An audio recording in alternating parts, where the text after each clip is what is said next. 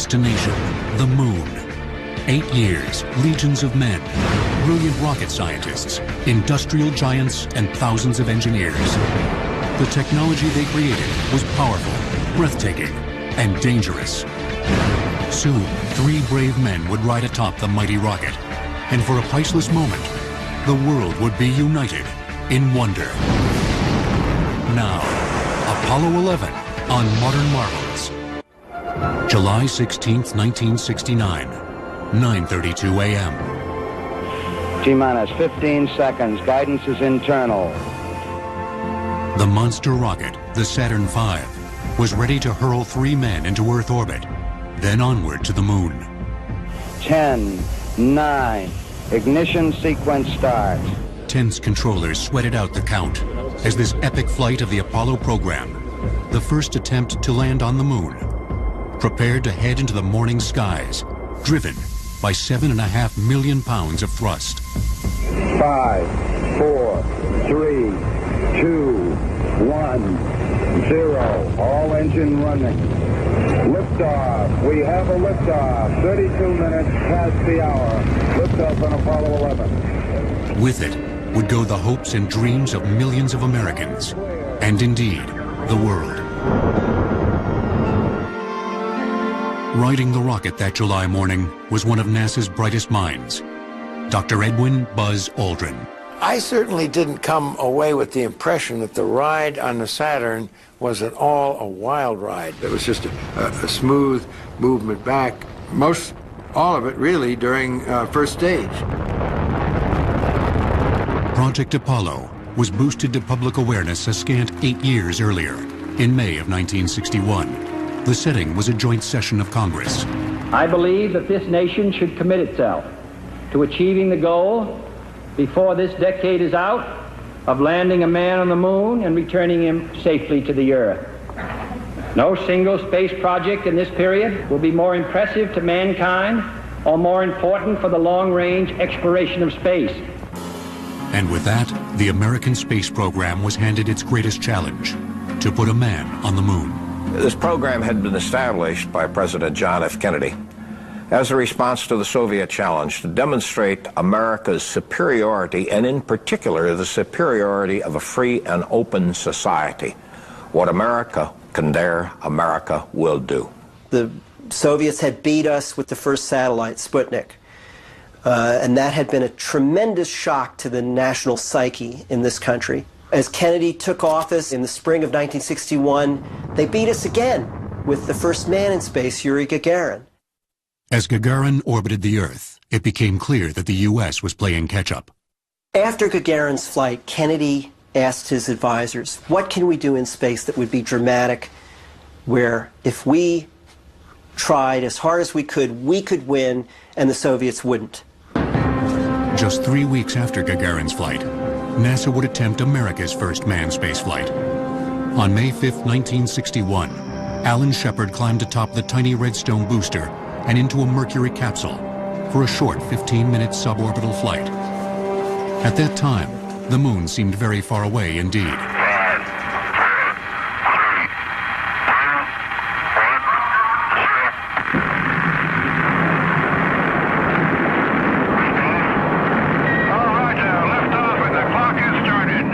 Shepard flew for a brief 15 minutes in a suborbital path to an altitude of 116 miles. On the periscope, what a beautiful view.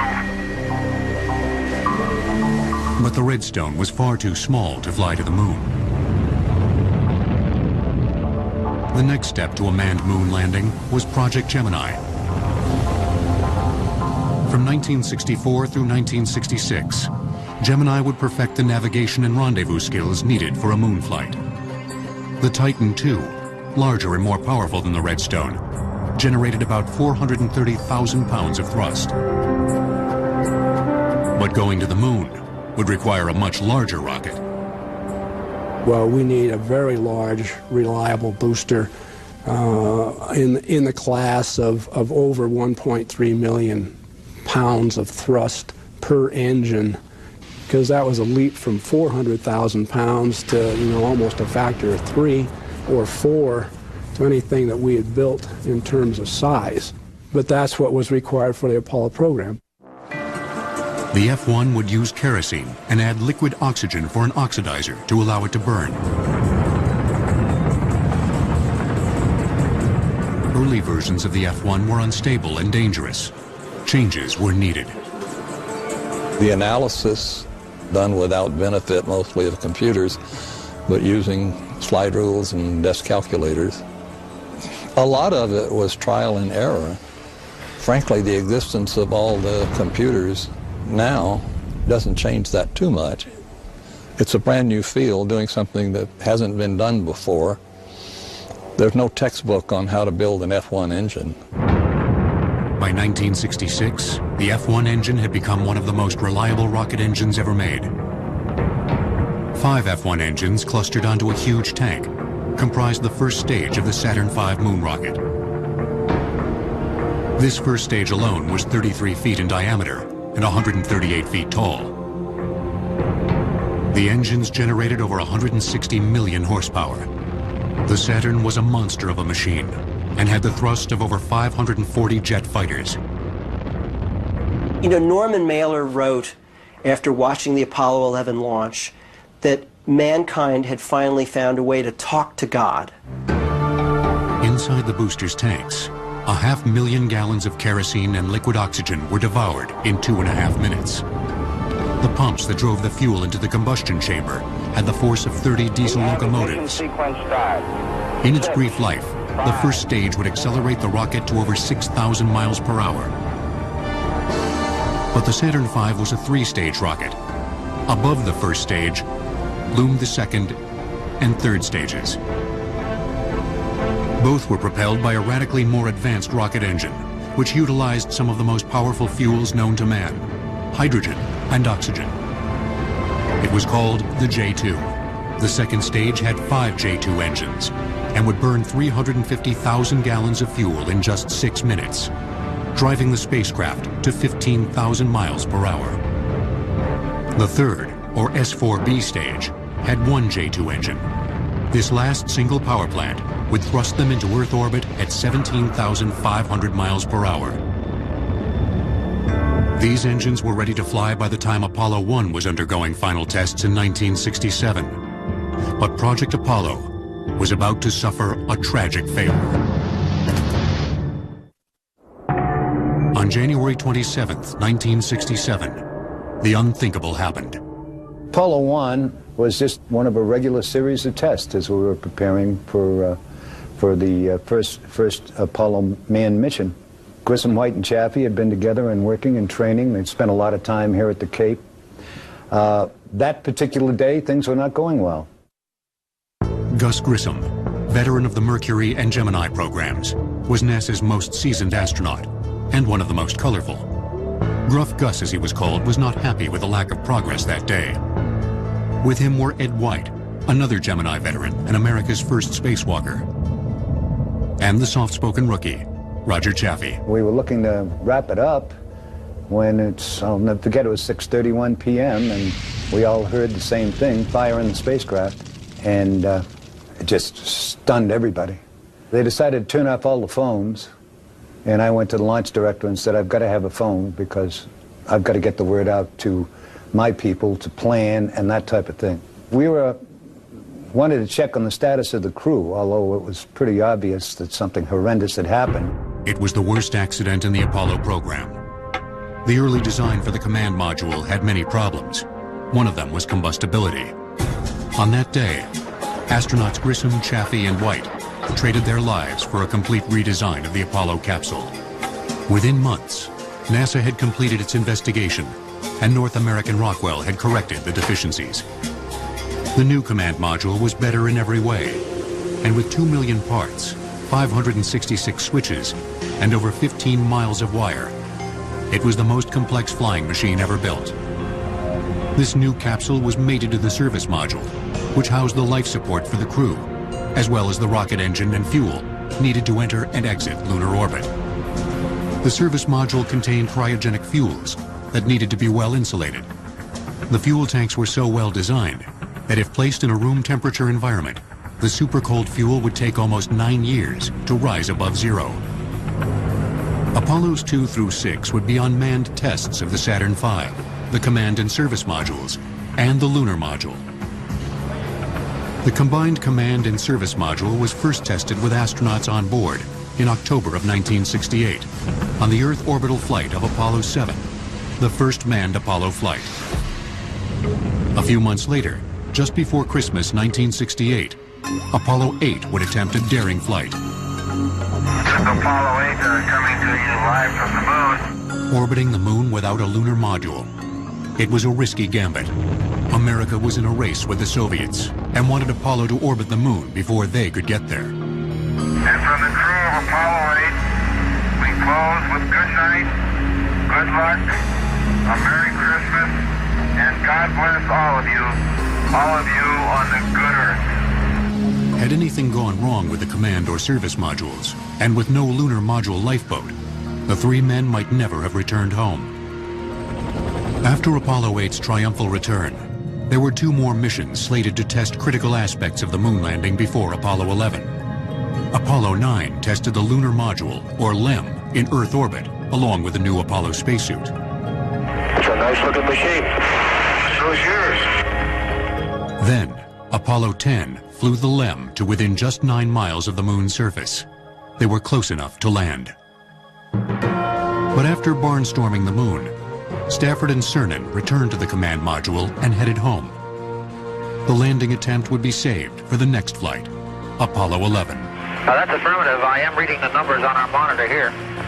On July 17, 1969, Apollo 11 was 12 orbits into its mission.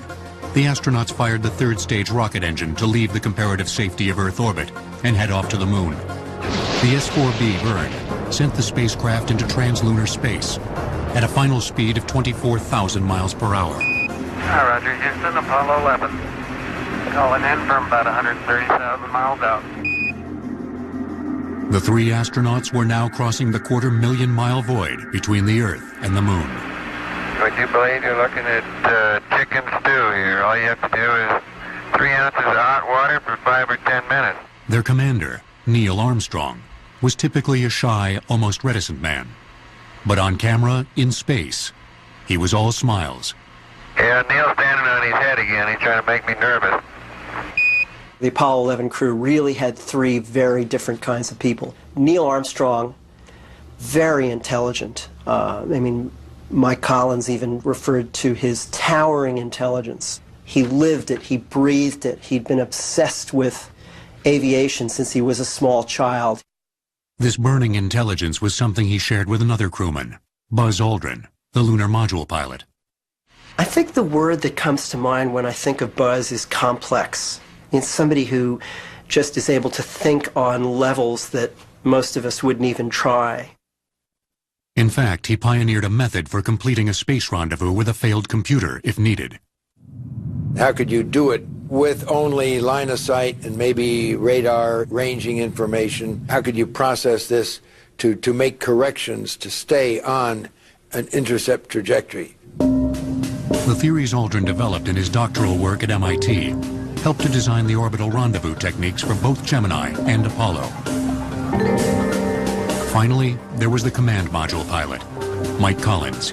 Mike Collins is really kind of the counterweight to Armstrong and Aldrin on this crew. He's the one that you could imagine sitting down with and having a beer and just having a really great connection with. The spacecraft they shared was designed to be a quantum leap beyond the Mercury and Gemini capsules. It was much larger and more capable. The command module itself was still incredibly complex. I mean, if you look at just this cone-shaped craft that had to be crammed with all these different systems, you know, the environmental control system to provide the oxygen and the cabin atmosphere and keep the astronauts comfortable and maintain the pressure inside the cabin. And then attached to that command module, the service module, this cylinder that contained the main rocket engine that they would get into and out of lunar orbit. The service module engine was responsible for putting them into orbit around the moon, and more importantly, taking them out of that orbit and sending them back home. 3 days after launch, Collins fired the engine, and the 21,000 pounds of thrust slowed the spacecraft, allowing it to fall into a lunar orbit. And the engine was designed beautifully with as much simplicity as possible. It was an engine that used the fuel that was called hypergolic. Hypergolic fuel is fuel that will ignite on contact, so you don't need an ignition system. Apollo 11 was in lunar orbit. Their voyage had been long, and they were ready to get on with the next phase of the mission, to attempt a landing on the moon. But navigating the command module and lunar module involved challenges never before faced by any pilot. In an age when computers could fill an entire room, something compact and very smart would be needed to steer these spacecraft. The guidance and navigation system was amazing, and today when I look back at it 35 years ago, it was even more amazing. It had all of 60,000 words in it. Today, if you don't have gigabytes of memory, you don't seem to be able to get along. The computer that landed in the landing module was built specifically one time for that mission. At 70 pounds and about 1 square foot in size, it was considered compact. The lunar module computer was a marvel of engineering for its time. An identical twin would steer the command module. The little handheld calculator that you could go in and buy at Walmart would be as powerful as the guidance computer we had on the landing vehicle.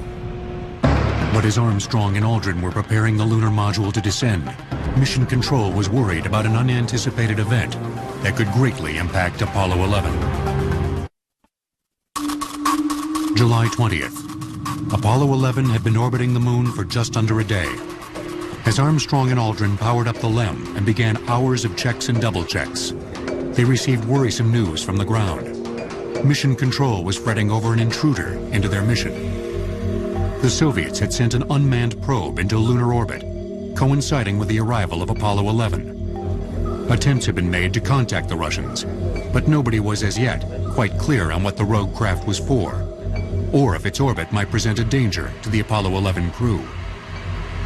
The Soviets were actually trying to pull off a sample return mission, a robotic sample return mission. It was called Luna 15, and it was supposed to land on the moon, collect a sample, and bring it back to Earth. It certainly didn't hurt that it would have upstaged Apollo 11, but it didn't. It crashed on the moon. With the Soviet threat eliminated, Armstrong and Aldrin awaited the go from Houston for powered descent. They would be the first either to reach the surface, abort a landing, or die trying. The lunar module was the first true spacecraft ever built, in that it would never operate in an atmosphere. Our design, of course, at that time was mainly driven by aeronautical engineers. The lunar module, of course, was not going to be constrained with aerodynamics. It was going to operate in the vacuum of space. But to land on and depart from the moon, the LEM had to be lightened. The earlier lunar modules had been too heavy. So they started throwing away all of the extra stuff. They took out the seats because the astronauts would only fly in 1/6 gravity or in weightlessness, and so they didn't need seats. The weight-saving program produced a lunar module that was capable, but structurally very lightly built.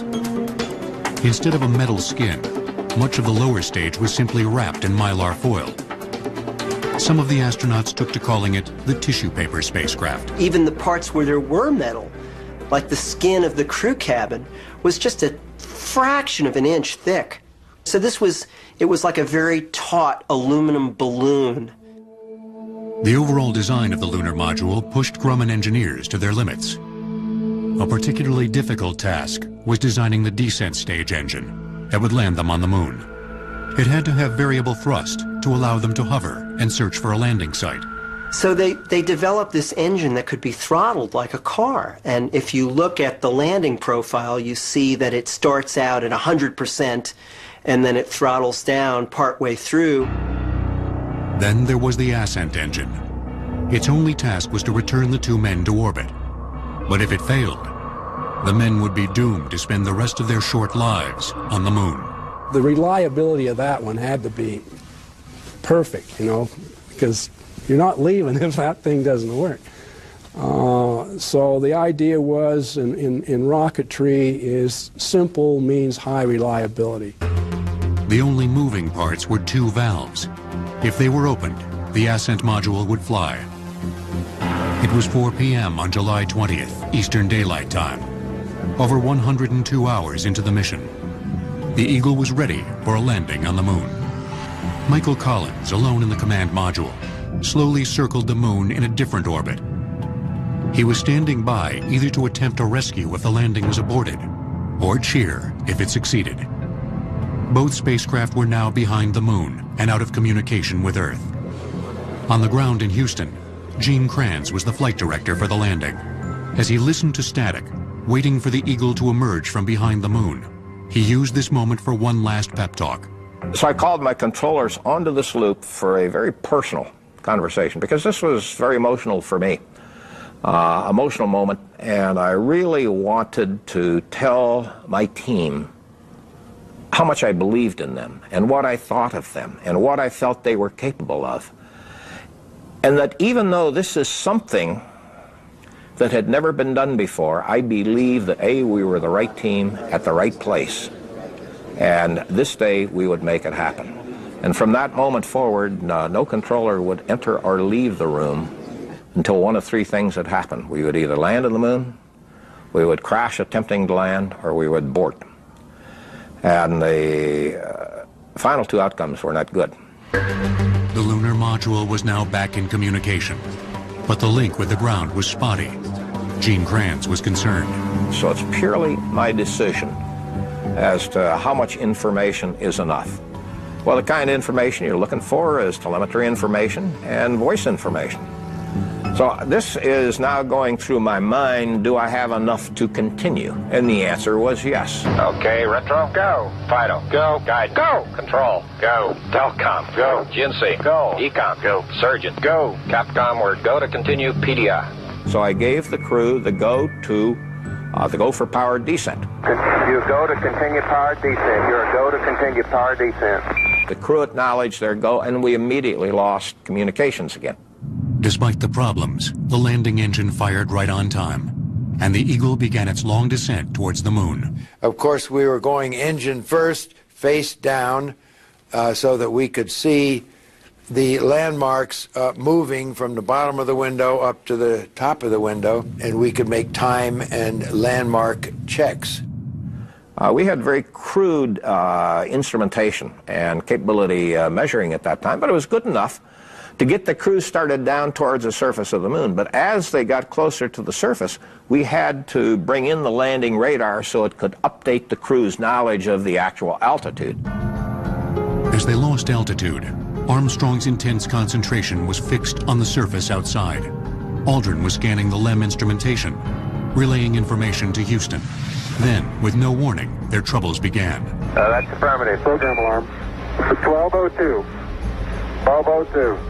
At 34,000 feet, they had serious problems. Their computer was issuing an overload alarm, and they were only 6 minutes from the ground.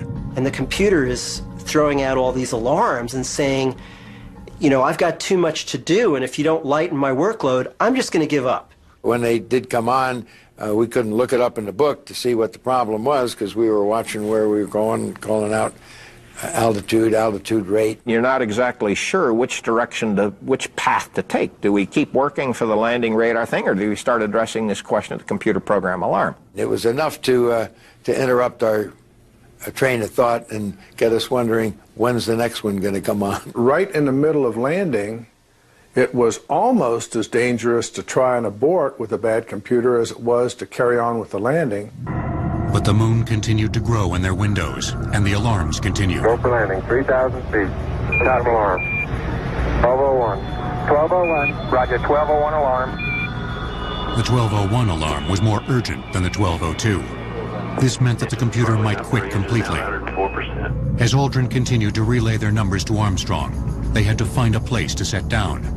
They were 2,000 feet and 2 minutes from the rocks below. As I was looking at my trajectory plot, Neil leveled off at about 400 feet and was whizzing across the surface, and it was far from what we trained for, and seen in the simulation. Neil is looking out the window and he sees this enormous crater. This is a crater the size of a football field with boulders around it that are as big as small cars, you know. We continue on down the surface. We should have been on the surface by about 10 minutes, and now, as a result of this trajectory problem we had, we're further downrange from our landing site.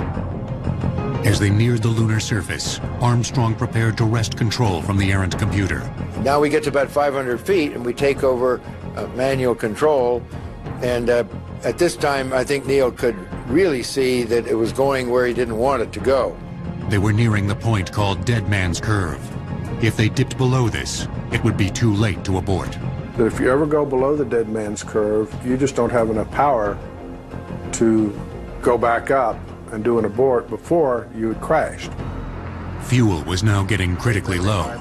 Houston signaled 60 seconds until an abort. Forward. 60 seconds.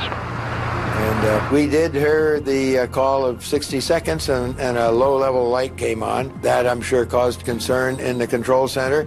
They normally expected us to land with about 2 minutes of fuel left, and here we were down still 100 feet above the surface at 60 seconds. But when I called 1 minute, they were starting down, and then I called 30 seconds, and I was really getting a little anxious at this point. At about that time, you really start to suck air, and I'm seriously thinking now we have this land abort decision that the crew is faced with. Are they going to have sufficient fuel to land on the moon, or are they going to have to board very close to the lunar surface, which is extremely difficult and extremely risky? 30 seconds. Forward. When it got down to 30 seconds, we're about 10 feet or less, and I could see that they were in the final phases.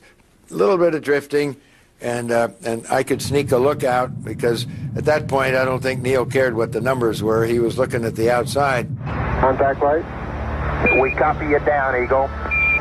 Houston, Tranquility Base here. The Eagle has landed. Roger, Tranquility. We copy you on the ground. You got a bunch of guys about to turn blue. We're breathing again. Thanks a lot. Touchdown was at 4:18 p.m. Eastern Daylight Time. They were 4 miles off target. Just 17 seconds of fuel remained for the landing. It took us a couple seconds to really realize that we had made it. And then the people in the viewing room start cheering and clapping and stomping their feet. And I'm so tied up emotionally at this time that I literally cannot speak, and I got to get my team back on track. And I wrap my arm on the console and break my pencil. And finally get back on track and call my controllers to attention. Say, okay, all you flight controllers, settle down. Okay, let's get back on with it.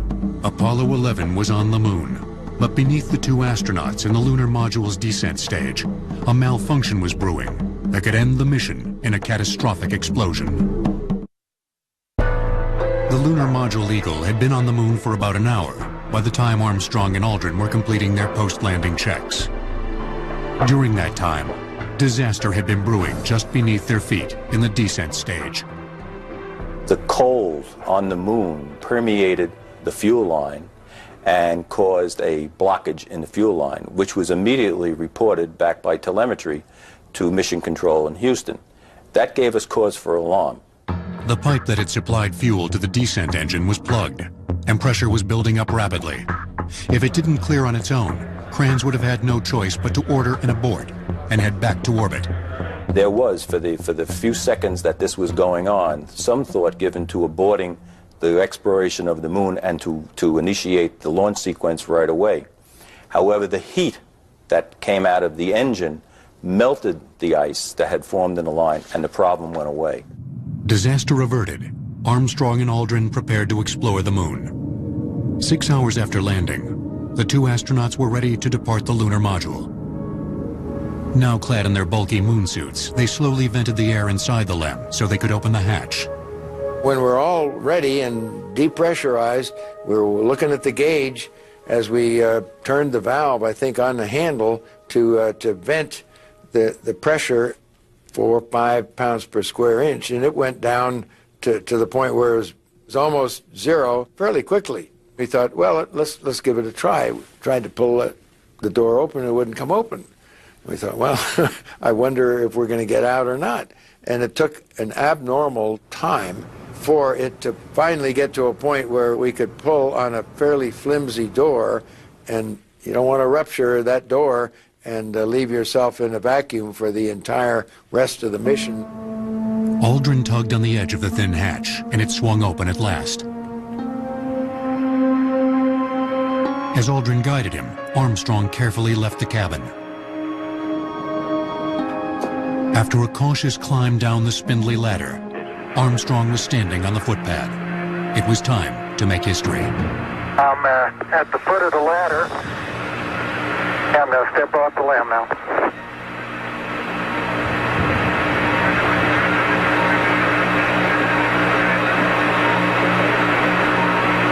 That's one small step for man, one giant leap for mankind. It was 10:56 p.m. Eastern Daylight Time. As Aldrin prepared to egress, Armstrong made his first observations of the lunar surface. Surface is fine and powdery. I can pick it up loosely with my toe. I only go in a small fraction of an inch, maybe an eighth of an inch, but I can see it has a stark beauty all its own. It's like much of the high desert of the United States. It's different, but it's very pretty out here. Within the half hour, Aldrin was also out of the LEM, climbing down the ladder. There, you got it? That's a good step. Yep. About a 3-footer. As Aldrin got to the footpad, he turned to see the view and was awestruck. Magnificent desolation. The visibility was so clear, especially looking down sun.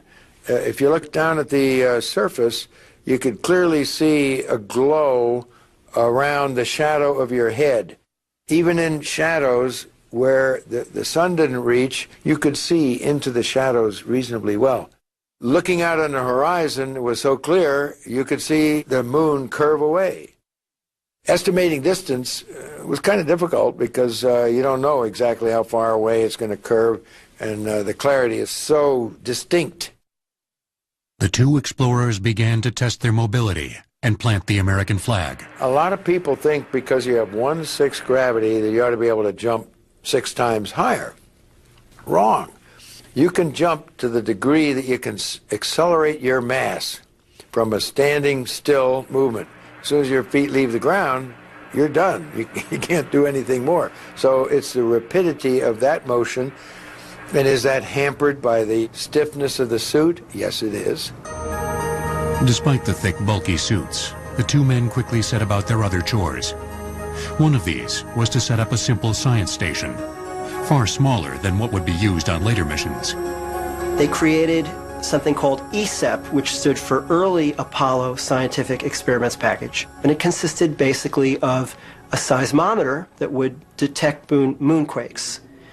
And it was powered by solar panels, and a reflector called a laser ranging retroreflector. The ESEP would remain on the moon and send back data for 5 weeks. The laser reflector would allow astronomers to measure the distance between the Earth and the moon to within an inch. It still works today. After 2 hours and 31 minutes, the moonwalk came to an end, and the first two men on another world grabbed their last few samples for the geologists back home. We were really not geologists. We were test pilots, fighter pilots, in an unknown environment trying to do the best that we could. And it was up to a mix of later talents so that we would get the most scientific benefit out of the achievement of, as the President said, landing a man on the moon and bringing him back safely. Within the hour, they were back inside the LEM, preparing to depart the moon. Now the biggest cliffhanger of the mission loomed. To get home, the LEM ascent engine had to fire. It was another piece of technology that had never been tried on the moon. And to complicate matters, as they were leaving the cabin, they had broken the ascent engine switch. Armstrong and Aldrin had been on the moon for a full 21 hours and had explored outside the LEM for 2.5 hours. Exhausted, they wanted to go home, But first, they had to find a way to fire the ascent engine. The Grumman engineers huddled, pitching one idea after another to bypass the broken switch. Finally, a solution was found. The switch path was rerouted by Armstrong. Minutes later, he pressed the alternate ignition switch. The launch mechanism activated below them. Now, this sequence is completely automatic. Once they initiate the firing sequence, all of the things that have to happen occur automatically. One of the big things that happens is that a guillotine severs the wires and all the connections that exist between the ascent and the descent stage.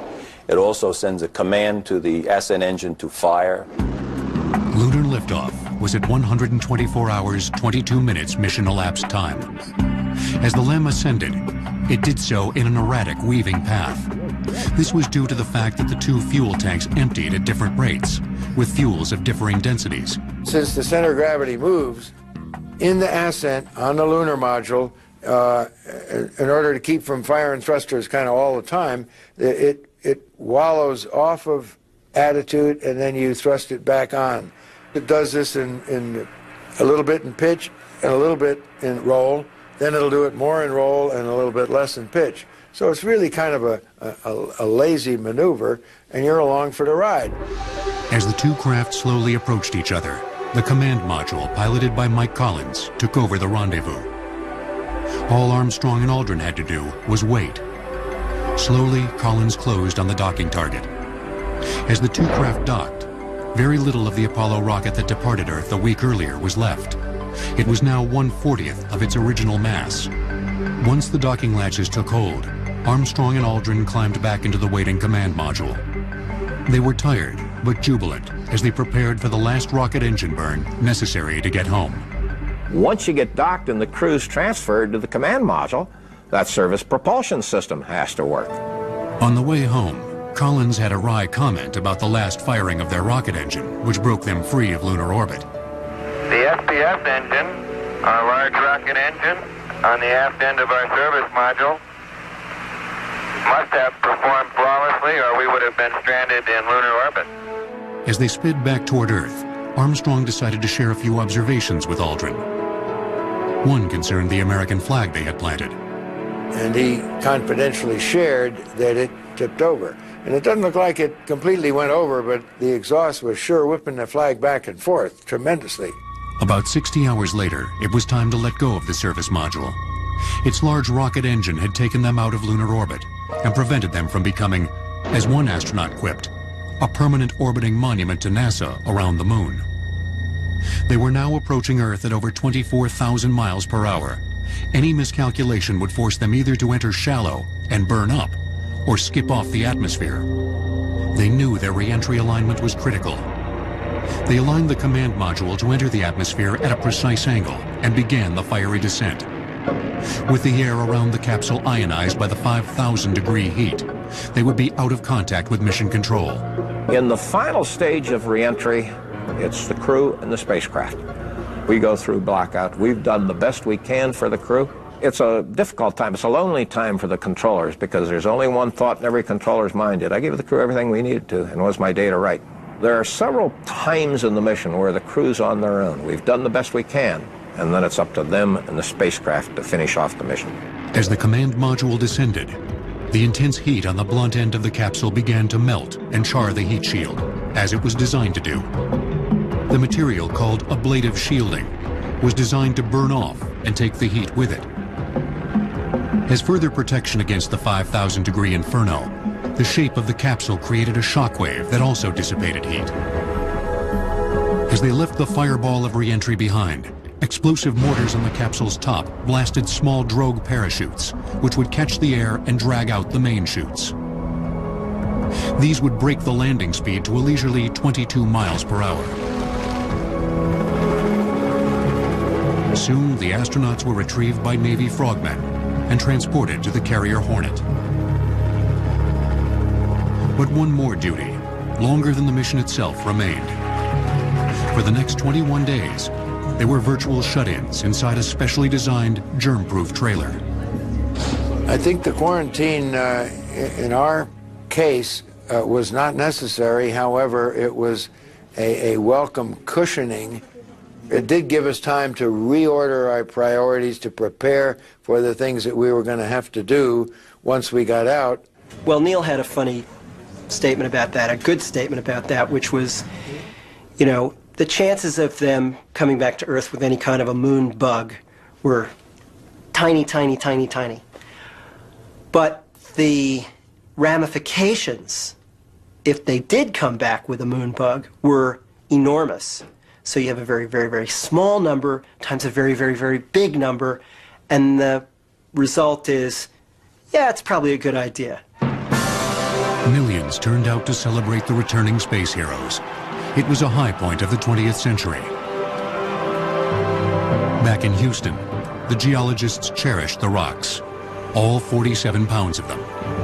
The Apollo 11 moon rocks represented a surprising variety, considering the brief stay of their collectors. It was later said that Neil Armstrong had made one of the best sample collections of any astronaut on the moon. As the years pass and the memories of the first lunar landing begin to fade, we still have spectacular images to remember it by. Some of the best were taken by the astronauts themselves. Well, I wanted before and an after, so I took a picture of flat surface, then I stuck my foot down and pulled it away, took a picture of that, and that looked so lonesome to me. I put my foot down another time and then moved my foot away slightly so you could see the boot. 6 more Apollo missions would fly to the moon. With the near disaster of Apollo 13, only 5 would land. By the end of the program, the astronauts had a lunar rover and were capable of staying on the moon for 3 days. Hundreds of miles of the surface were explored, and over 842 pounds of rocks were returned. But by the time Apollo 17 flew, public support had all but vanished. Apollos 18, 19, and 20 were scrapped, and 2 of the Saturn launch vehicles languish in museums today. Gene Cernan and Harrison Schmitt, the last men on the moon, left on December 12, 1972. Humanity has not returned.